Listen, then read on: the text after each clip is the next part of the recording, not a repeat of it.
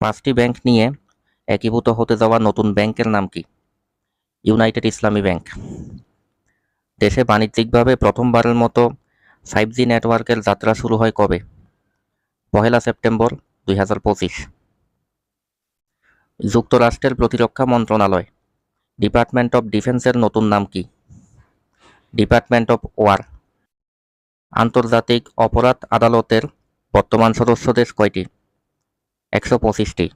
সর্বশেষ হচ্ছে ইউক্রেন।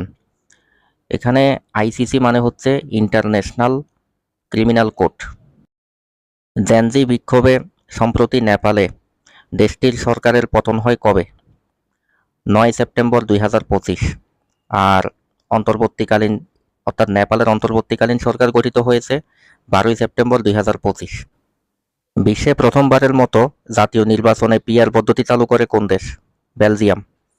এখানে পিআরের পূর্ণরূপ হচ্ছে প্রপোর্শনাল রিপ্রেজেন্টেশন। আলবেনিয়ায় নিযুক্ত বিশ্বের প্রথম এআই মন্ত্রীর নাম কি? ডিয়েলা।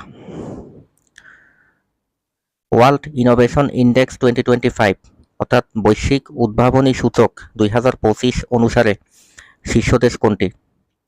সুইজারল্যান্ড। ব্যালন ডিওর 2025 অর্থাৎ 2025 সালে ব্যালন ডিওর জিতেন কে? উসমান দেমবেলে। ন্যাটোর সর্বশেষ সদস্য দেশ কোনটি? সুইডেন। অর্থাৎ এটা হচ্ছে ন্যাটোর 32তম সদস্য দেশ। এখন আপনাদের জন্য থাকছে একটা কুইজ। এগুলার অ্যান্সার আপনারা আমাকে অবশ্যই কমেন্ট সেকশনে জানাবেন।